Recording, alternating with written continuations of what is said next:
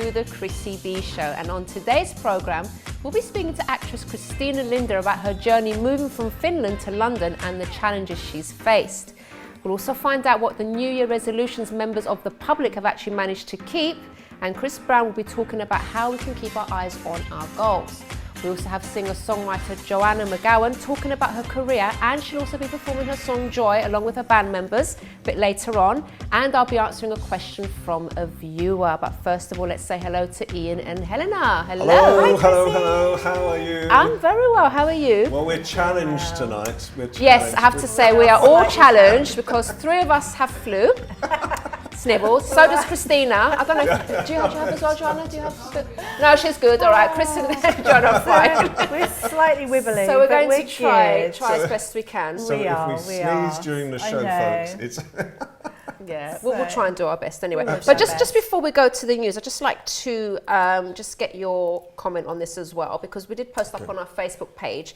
What do you do? How do you react when someone puts you down? So we are going to be speaking to Christina later because she faced quite a few challenges in her career. Gotcha. So we kind of put that question out there to the public, and we got a few responses. Angela says that her desire is revenge, but she said, as a Christian, I've learned to take a deep breath and forgive. We have Christina who says, I never retaliate, but I distance myself from that person. I don't need negative people in my life. And Tony says, I give as good as I get. If someone wants to put me down, they should expect a mouthful back. So how do you react when someone puts you down? What would you guys say about that? I would say, I will always listen. I'd always listen. Really? When someone's having a go? Well, no, not. It depends. If someone's putting you down, are they shouting at you? Are they... How would you say putting down? Or just saying like a few... saying snide comments and stuff. And trying to discourage you. I would definitely stick up for myself. I think it's about self-worth and giving what you think is right. Yeah. And obviously I wouldn't give too much time to that person. I would distance myself because they're obviously taking your energy. Yeah. So that's true. How about you, Ian? I use sound bites. I'm the king of the killer sound bites, you know. And I mean, it just gives me a very quick story. Years ago, many years ago, I was rushing into the Savoy one day, and this is when I was a celebrity photographer, cameras around my neck. And I run into the Savoy, and at the bar is a very famous American actor. And I come in and I'm sort of looking around, and he shouts over to me, he says, I hope you aren't looking for me. You've got to tell us who it is, Ian. I can't tell you who it is. But, so I said, who are you? And the whole bar. That's the way to do it. Nice one, Ian. This guy, I have to remember that one. I know. Oh, very quick, it was the perfect. I'll teach you, so you know, I think, you know, with anything like this, humour is probably the best policy for actually sort of diverting or something like that. Yeah. You know, you know, you get sort of some people in your life who think. Do you know? I think that I've worked with all sorts of celebrities, and I've worked with sort of young celebrities who thought they've made it, but the very best celebrities I ever worked with were the huge stars, because they recognised the significance of what we were doing. Yeah. I think celebrity and things like that don't come into it. You know, people are people, and sometimes people are not coming from a good place. And if they're not coming from a good place, they're going to give out, you know, what they're feeling. And see, it depends with me. If it's like a friend, that it's not sort of them, it's not really them, they don't normally do things like that, then I would confront them and I would say something. But if it's someone that I don't know much, or, you know, not part of my life, I would just distance myself anyway. It's not. Definitely. What's the point of getting upset about things? Just got to carry on, because you're always going to get people that dislike you, that don't know what you're doing. Yeah. I know people that get really upset if they get like a dislike on YouTube or something, like they get so upset, but that comes with the territory. Right. Oh, gotcha. Isn't it? Absolutely. You know, as I say, I think you know, humour is the best policy. Yeah. You know, and just to sort of snap it. Will you tell me who the actor was later? I'll tell you who the actor was later. Remind me, please. I'll tell you guys. You're going to divulge it. So go on, what's in the news? Oh, there's lots. We sound terrible, don't we? Okay. Nasally and a lot of royal news at the moment. There's loads of yes, royal news. Buckingham Palace is on fire. Some say not so great, but anyway, start with something which is mild. So Camilla Parker Bowles, she helped plant the wedding cake tree This was for Kate and William's wedding in 2011 for 29th Wedding of April. cake tree. It's called a wedding cake tree. Have you seen it? They're beautiful. No. It's a deciduous tree, and it literally is like a horizontal, that's that way, yeah. Tiers, horizontal tiers. Should we so say it was? looks like, Oh. Was. yeah, well, no, they what are, happened? but this was, it Someone was stole unfortunately, it. it was stolen. It was a 6-foot tree, and it was 6-foot tree stolen. It was stolen, yeah, it was planted in a local church in Gloucestershire, and it was stolen, which is a shame. Oh, but one is no. going to be replanted, because obviously it's got a lot of meaning behind it, because it was for Kate and Wills. Yeah. Such a shame, such a beautiful tree. I mean, what makes people do it? Oh. Is it And money? how do they do it as well? You know, I mean, bearing in mind this is in a secure location. There's obviously no camera. It was an inside job, yeah, that's right. Don't look at me, Chrissy. Just because I've got a Christmas tree that size and that shape in my bedroom. I didn't know about these trees, and they're beautiful, Yeah. absolutely stunning. But Oh. yeah, no, that's funny. It's Oh. funny in a way. Sad, You know, sad it's and a funny. tree. It's a Okay. tree. It's a tree.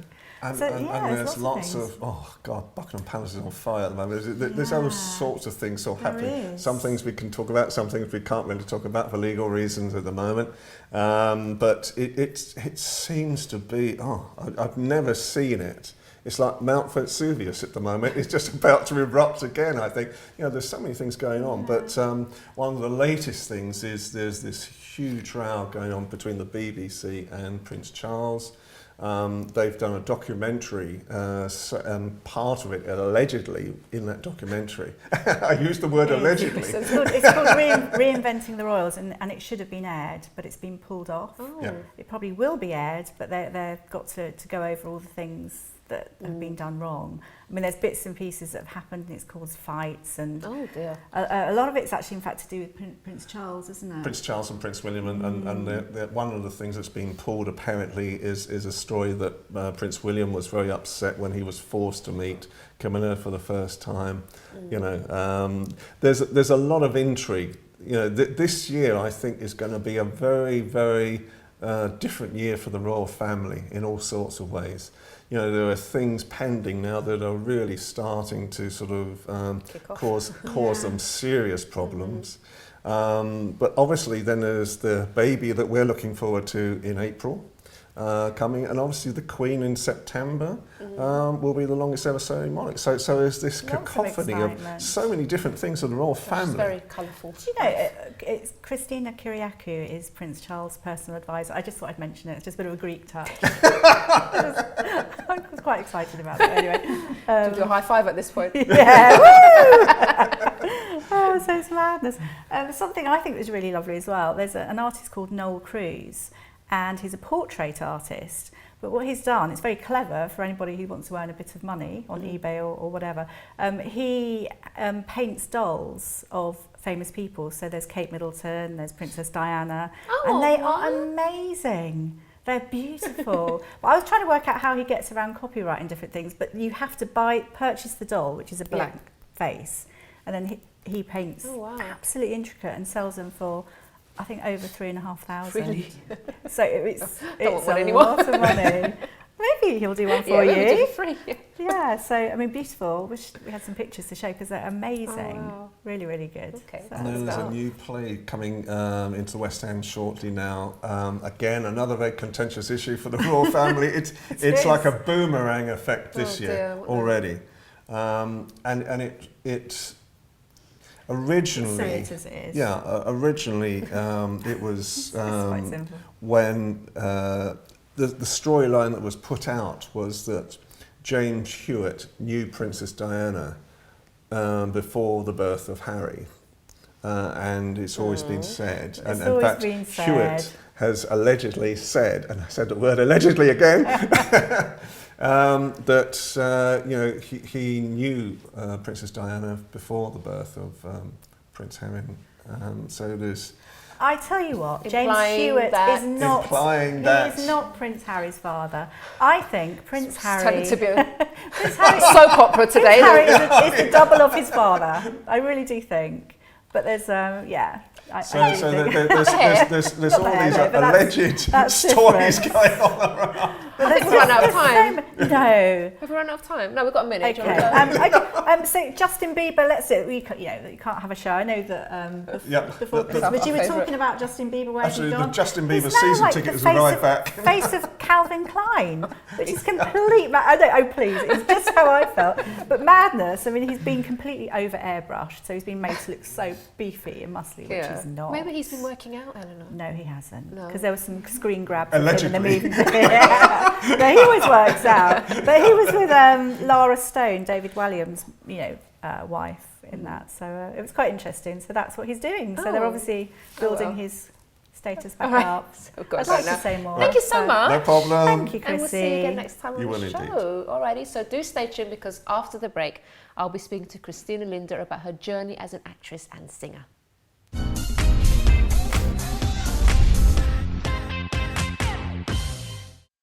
Don't forget to subscribe to the Chrissy B Show, always aiming to show you the happier side of life. You can find us on YouTube, Facebook and Twitter.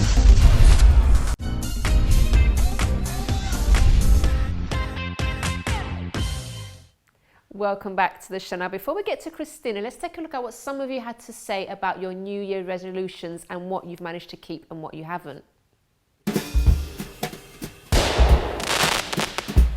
It'll have something to do with the grandchildren, so I'd like to entertain them and amuse them, but I'd also like to teach them something if I can. I did make a New Year's resolution once, and it was to stop smoking, and I succeeded. Yes, I'm here because I'm studying history of art, and my idea is visit all these museums and finding something for my researching studies. Start exercising. Make a failure every year. So I haven't exercised for the last 10 years now. I haven't really thought about it yet. Probably not. Well, it's about losing weight and getting more healthy, and I didn't keep it so far, no. And I make the same promise every year, unfortunately. I did one in Millennium, stop smoking. Did you manage to keep? You kept it? Oh, fantastic. Have you ever made a New Year's resolution other than smoking and kept it? Well, there's always like the keep fit, keep healthy kind of thing, get a gym membership, and then fail to go to the gym more than twice in the first month. And yeah, I've done that, but yeah. And did you make any New Year's resolutions last year? Don't think so. My memory's not terribly good. I can't remember. So then you wouldn't know if you broke them or not, would you? No, it's a great ploy, you see. If you've got a failing memory, you can be very selective about what you decide to do. So Paddington, what are your New Year's resolutions? No more marmalade sandwiches, you say? That's a very tough resolution. Do you think you can keep it? Well, I wish you all the best with that. Bye.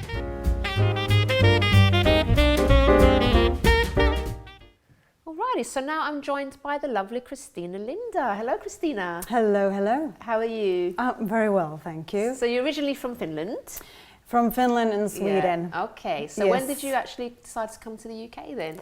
I came here in 2000 because I got into a drama school, Drama Centre London. Was that always your dream then to do acting? And it was on and off, yes. It was my dream, and then I tried to get into a school in Finland and nearly got in, didn't pass the last stage of the auditions, got fed up, tried something else, and then eventually decided, no, that's what I want to do. So when you say you tried something else, something completely different, not with acting or performing? Yes, I was always performing. I never stopped really, but I also studied in the university, and yes. What was it like though, coming to a new country then, to sort of, even though you're following a dream, but it must have been pretty scary moving somewhere else. What was that like for you?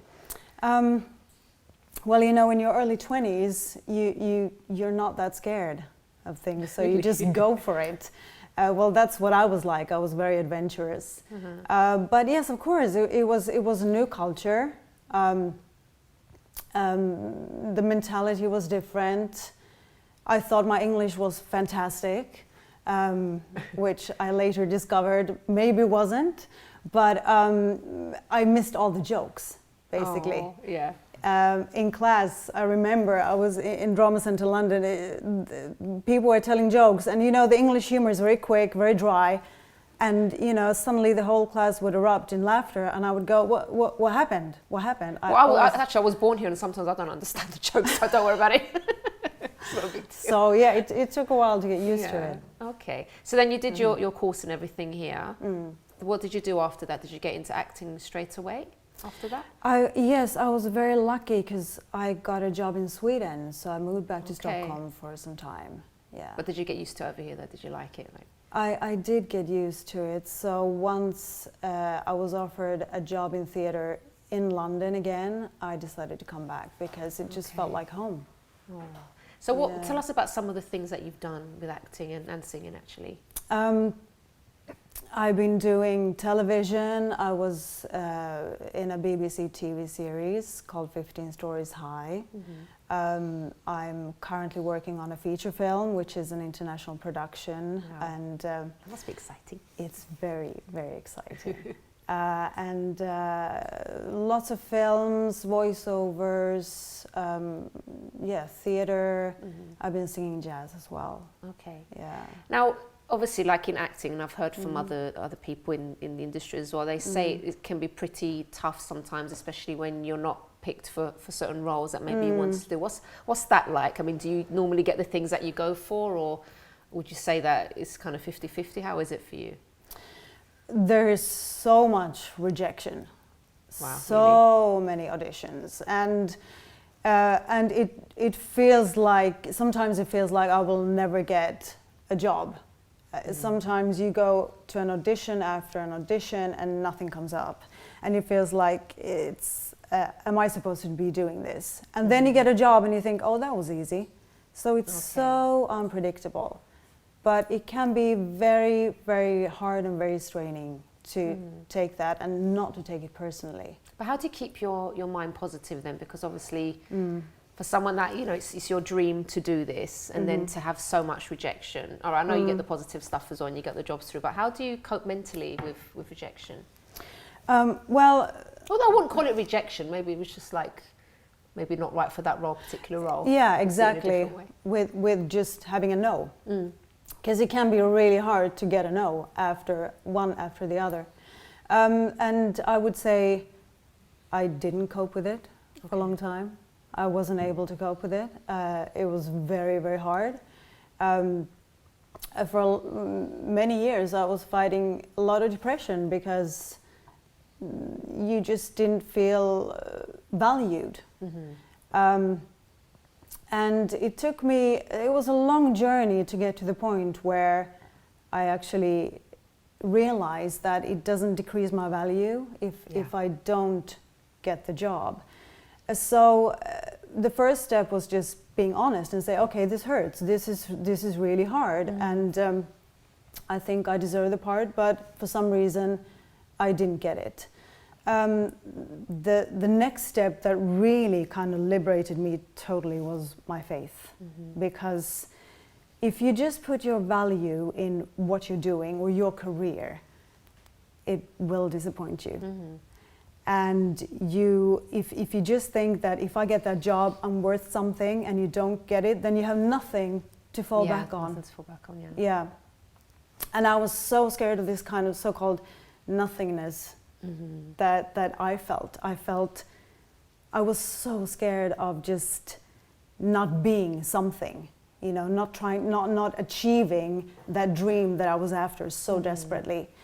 And then finally I always had a faith, but when I started deepening it and really, when I found a courage to just pray to God and say, God, I believe that you have a path for me. And when I kind of just had the courage to accept that I am loved, no matter what, that just freed me totally. And that's the thing, because when people pin all their hopes and dreams, not even on a career, sometimes it's on another person. And when that person leaves, or when that person dies, for example, it's like their whole world crumbles because they've got nothing. They've just based everything and all their heart and emotions and everything in that thing. It could be anything, really. Exactly. Couldn't it? Yeah. And I think that we're all seeking some kind of fulfillment through something, and it's not just acting, not just art, but we all seek it through different paths. And I think it's so important to find that path that really settles you and makes you just feel that no matter what happens around you, it's okay, you're okay. Yeah. You're still meant to be exactly who you are, the way that you were created. And so that must give you a lot of confidence in yourself as well, would you say? It gives me peace, and maybe peace is confidence. Yeah. Well, you look happy, that's the main thing, that's good. Thank you. So what about your future then, Kristina? What is it that you're hoping to do? What's your biggest dream, say, when it comes to your acting or singing? What would you say you concentrate more on, your acting or your singing? What do you? Both. I do have an incredible passion for acting because it's a place where the possibilities are endless. There are no limits. It's a place of magic when you start creating and you don't know what's going to happen. Dream role? Dream role. I think I have my dream role coming up. Yeah? Oh, yes. Can you tell us a bit more? Or is it a bit secret at the moment? It's a bit secret at the moment, all right. Yes. But yes, I think I'm kind of on that path of what I always felt that I was kind of called for. Okay. And I love the acting, but also just finding myself and finding my faith, and through that being able to help people. No matter if it is through acting, through doing a role that kind of captivates somebody or helps somebody in their struggle, or by just listening to somebody for a little moment, or just saying a prayer for somebody and just helping them find relief for just that one little moment. That's great. We have to leave it there. We've run out of time. Oh, Kristina, wow, thank you so much. Thank you. I can't wait to hear about this role. That you've got to keep in touch with us and let us know how it's going. I will. Then you can come back and talk to us about it. Okay, that's a deal. Is that a deal? That's all right, a deal. lovely speaking. Thank you so much and all the best for everything you're doing.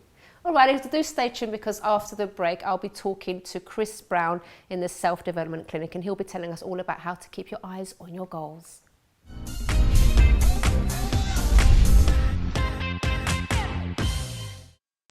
Don't forget to subscribe to the Chrissy B Show, always aiming to show you the happier side of life. You can find us on YouTube, Facebook and Twitter.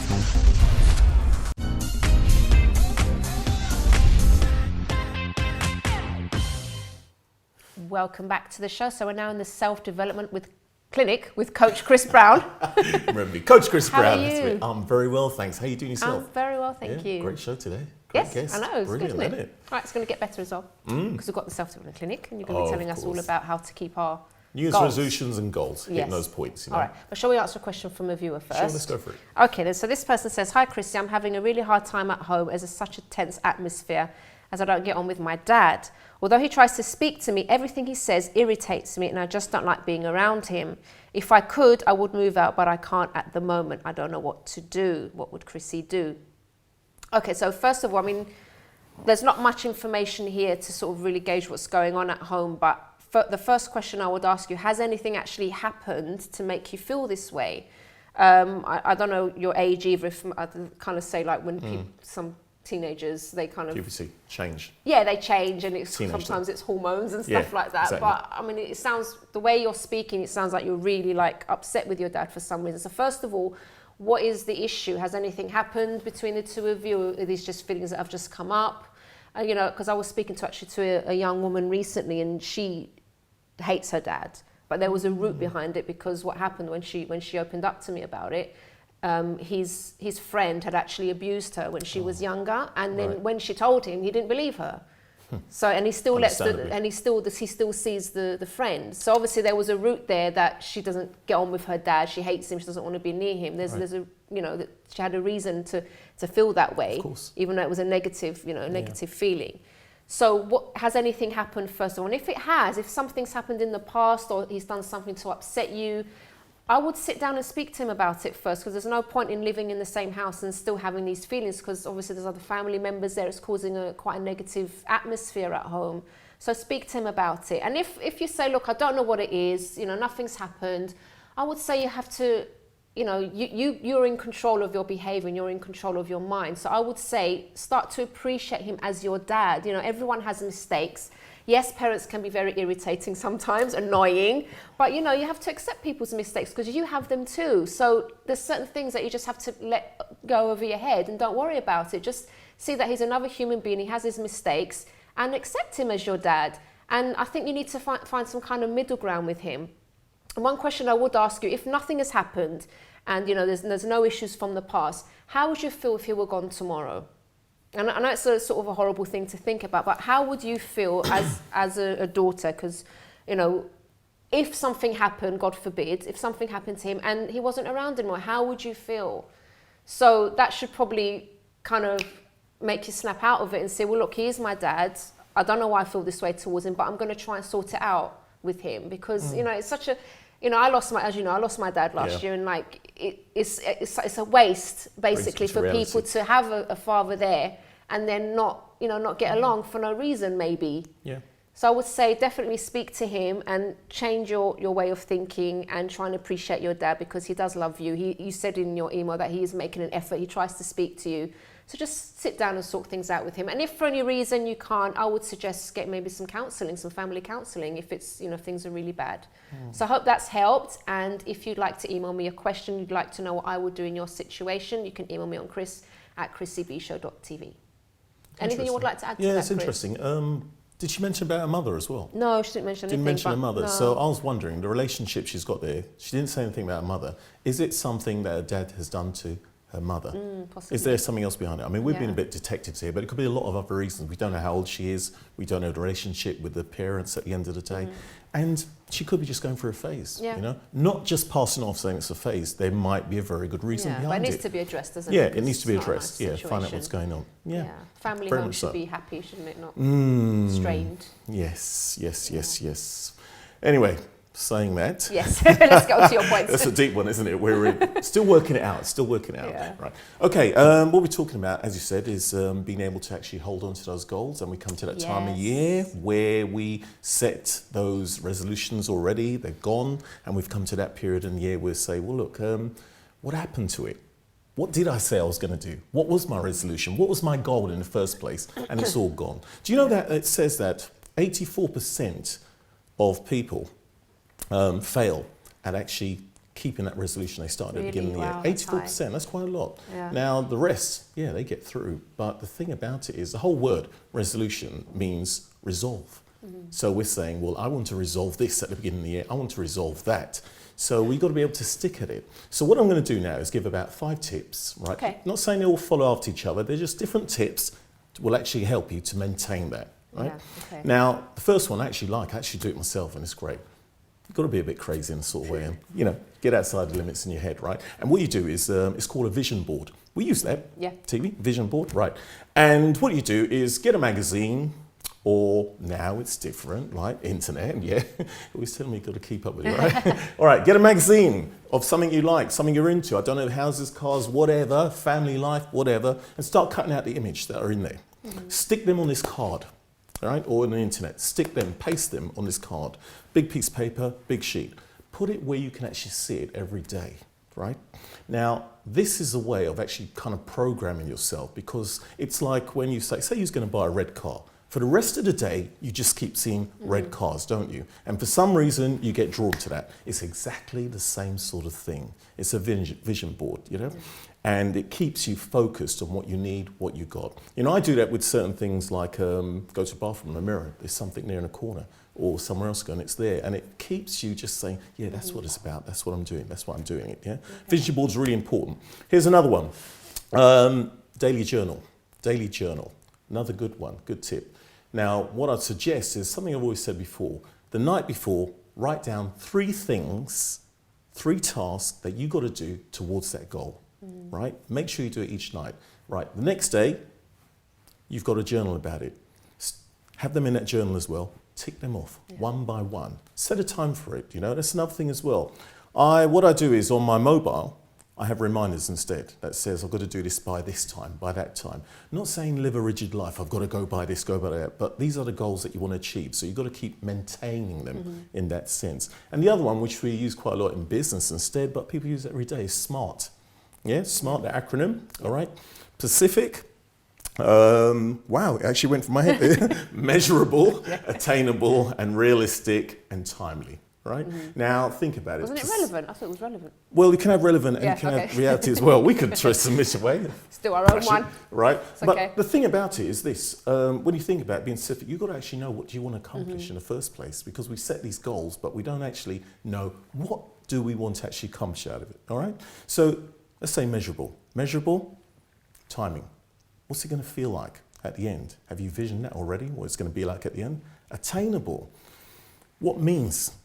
What have you got? What skills have you got to actually get this? Or who do you know? Who do you need to speak to as well? Reality of the situation is, what is your, counting up now, what do you actually need to do that? What is your circumstance at this time? Timely, you know what? Sometimes we set goals and you just go on forever. Yeah. Set a time on it. Have a time scale to know a time frame when you should have accomplished this. So it's really important, to do that. That's smart at the same time. Yeah. So that's another good one to make sure you actually get through that, all right? Here's one I always like as well.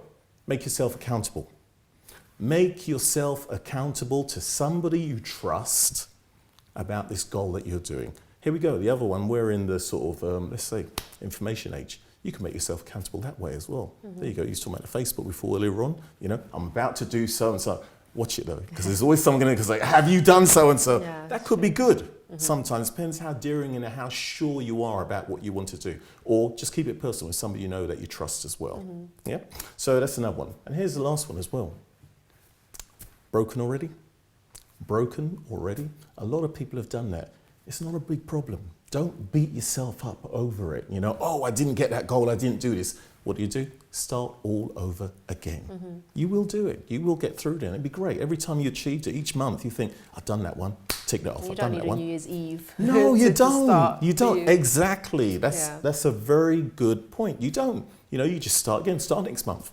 But don't keep thinking, well, I'll just start next month. I'll start next month. Stick to the goals. Work at them. Do those tips. You will break through. Yeah. I think the mistake a lot of people make when they sort of make New Year's resolutions or goals, it's like more of a wish. They just just say, I want to, for example, I want to lose weight, or I want to write my book and stuff like that. And they don't actually sit down and really think about it and actually plan out, okay, how am I going to do this? Right. So for example, I want to lose 5 pounds. How am I going to do it? Okay, I'm going to exercise 3 times a week. I'm going to cut out this type of food and stuff. Exactly. They don't specify things. No. Because what I'm doing at the moment, I've done most of it, but I've actually planned out the whole year. So I have my different categories. Right. Yeah, I do things like that. My different categories. So I've got different areas like sort of the TV show, the book that I'm writing, my health, my marriage, all these kind of things. Brilliant. And under each thing I've put, okay, what's the goal? How am I going to do it? And I've set myself a monthly goal for each thing so I can keep on top of things. That is excellent. And it takes a lot of thinking, and it's tiring. It's like when I was sitting down to do it, my brain was actually tired. But if I don't do it now, and if I don't plan it out really well, I'm not going to do things properly. It's going to be, oh yeah, I didn't do it again, or I didn't. Yeah. You really need to plan it out and stick to it. And like you're saying, and this is all going to go up somewhere that I can see the whole year. It's going to go up somewhere. But we need to keep things fresh. We need to plan things properly, and then start. Not just say, okay, I want to do this, I want to do that, and then not do anything towards it. Gives purpose. It's not going to fall from the sky. Exactly. Only you can do it. Yeah. It gives purpose to getting up in the morning at the end of the day. It's good to set these goals. Yeah, great definitely. Stuff. There is a whole year. Yep. Brilliant. All right, I've got to go now. Watch this space. Thank you so much, Chris. Pleasure. We're going to go to a break because afterwards we are going to be speaking to Joanna McGowan, and she'll also be performing her song Joy with her bandmates.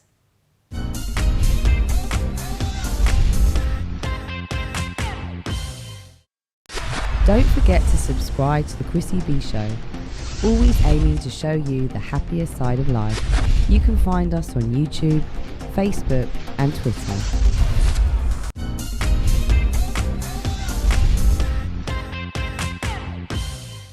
Welcome back, everyone, and now it's time to meet singer-songwriter Joanna McGowan. Hello, Joanna. Hello, how are you? I'm very well, how are you? Good, thank you. So you will be performing for us in just a little while, but we're going to chat to you first because you have quite a story, your journey here. Did you always know you wanted to sing from when you were small, would you say? No, I spent a lot of years wanting to be a marine biologist. Oh! And I seem to remember meeting a woman that was a marine biologist that had had a really bad experience. Oh. And she put me off, and then I decided I wanted to do music. But you must have had some interest in music up to that point, or it was something that wasn't even in your mind? No, it was... My dad was a DJ, and it was always... Records always been played in the house, and I was surrounded by it, really, so... Right. But did people tell you that you had a good voice, or was that something that you just kind of discovered afterwards? Not really. I think I ended up doing this kind of week-long music workshop where we had to perform, and it was the first time I'd done it, and I seemed to get a good response, and I thought, I might be all right at this. Maybe I'll give it a go. So how did you actually get into it properly?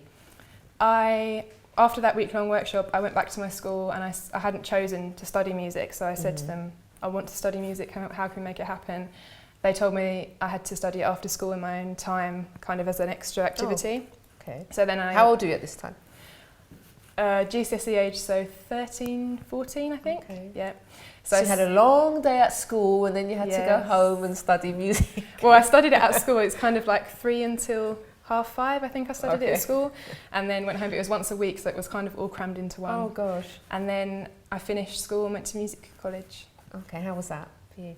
Yeah, it was fun. Made lots of contacts and met my band, and yeah, it was a really good experience. Okay. And what would you say, because I know, because we have singers on every week, and they say it's quite a tough industry to be in. What is it tough for you, would you say, and how do you cope with that? I guess it can be tough. I haven't found, so far I've been okay. I haven't really bumped into any of the mean guys that I've been told are out there. It's been good so far, but I'm only really dipping my toe in at the moment. I've not been doing it for a super long time. So at the moment I'm finding it okay. Obviously you meet some nasty people everywhere you go, but you just say, okay, that was that. I'll move on. Okay. Now you write your own songs as well. So what inspires you to write?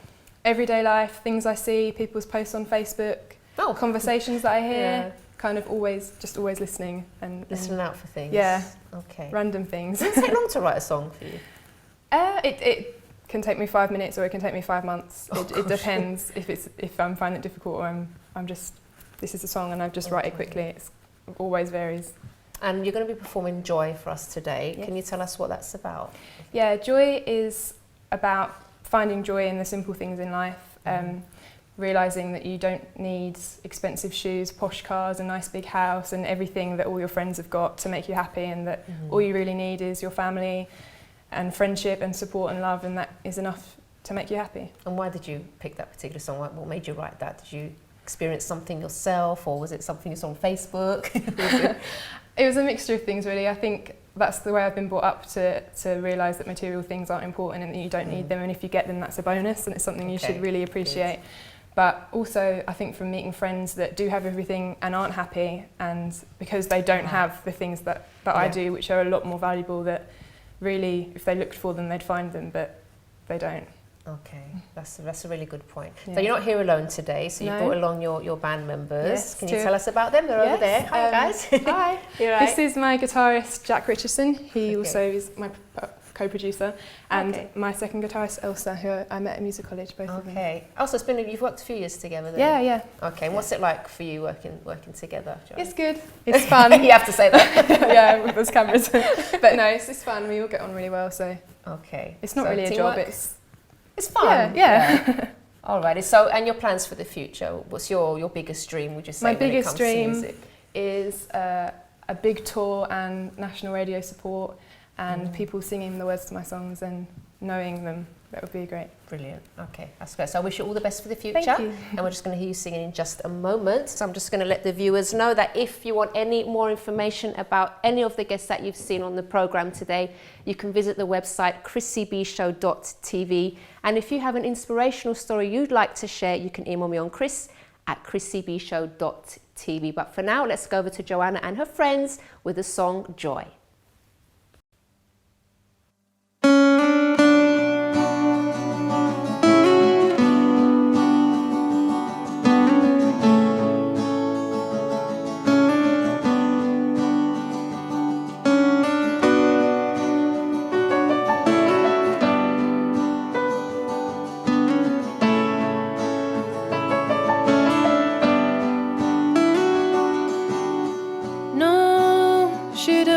a designer bag or a purse to match.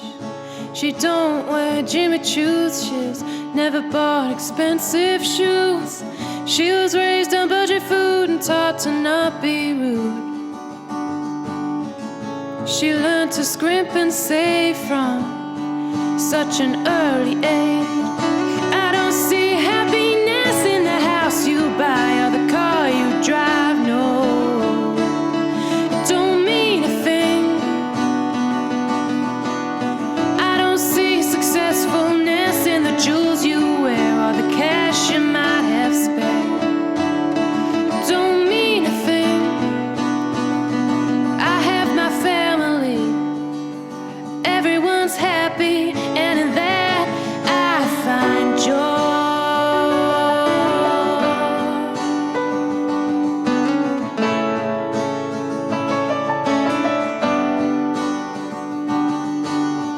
No, he's never been to Hollywood. He spent his life just making good of what he has, and that ain't much, but it's enough. Oh, I don't see happiness in the house you buy or the car you drive, no. It don't mean a thing. I don't see successfulness in the jewels you wear or the cash you might have spent. It don't mean a thing. I have my family. Everyone's happy, and in that I find joy.